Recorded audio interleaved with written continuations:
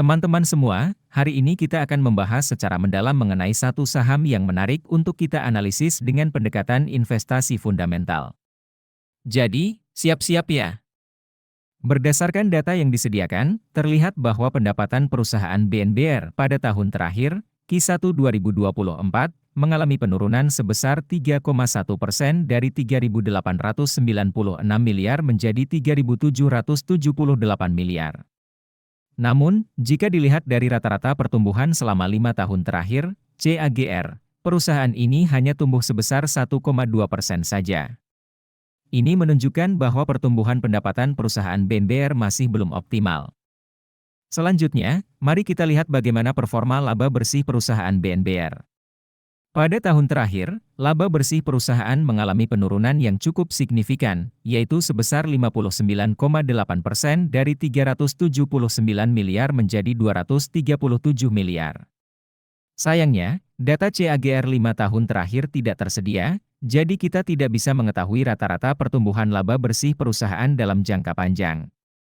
Jika kita melihat dari sisi profitabilitas, gross profit margin perusahaan BNBR mengalami peningkatan dari 19,3% di tahun sebelumnya menjadi 24,8% di tahun ini. Namun, net profit margin justru mengalami penurunan dari 9,7% menjadi 6,3%. Ini menunjukkan bahwa efisiensi biaya operasional perusahaan masih perlu ditingkatkan. Selanjutnya, kita lihat juga bagaimana posisi return on asset, ROA, dan return on equity, ROE, perusahaan BNBR.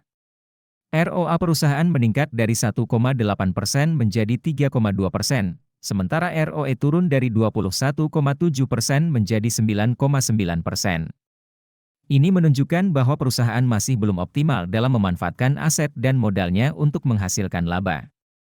Dari sisi kesehatan keuangan, terlihat bahwa debt-to-equity ratio, DER, perusahaan BNBR membaik dari 9,2 kali di tahun sebelumnya menjadi 1,0 kali di tahun ini. Ini menunjukkan bahwa perusahaan telah mengurangi penggunaan utang untuk mendanai operasionalnya, sehingga struktur modalnya menjadi lebih sehat.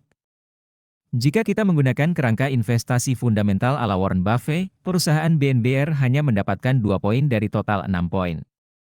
Ini artinya, perusahaan ini belum dikatakan sempurna. Untuk melihat lebih detailnya, teman-teman bisa mengunduh aplikasi investor yang link downloadnya ada di deskripsi. Jangan lupa juga untuk meninggalkan komentar mengenai saham mana yang ingin kita analisis selanjutnya ya. Nah, sekarang kita akan membahas bagian yang paling ditunggu-tunggu, yaitu valuasi saham BNBR. Valuasi adalah proses menentukan nilai wajar suatu saham berdasarkan analisis fundamental. Margin of safety adalah selisih antara harga saham saat ini dengan nilai wajarnya. Semakin besar margin of safety, semakin aman investasi tersebut. Berdasarkan analisis PB-BEN, nilai wajar saham BNBR adalah Rp15 per saham. Sementara harga saham saat ini adalah Rp41 per saham. Ini berarti margin of safety saham BNBR sangat rendah, yaitu minus 175,9%. Artinya, saham ini sangat overvalued dan berisiko tinggi. Dari analisis PE-BEN, nilai wajar saham BNBR adalah Rp29 per saham. Dengan harga saham saat ini Rp41 per saham, margin of safety-nya adalah minus 42,8%.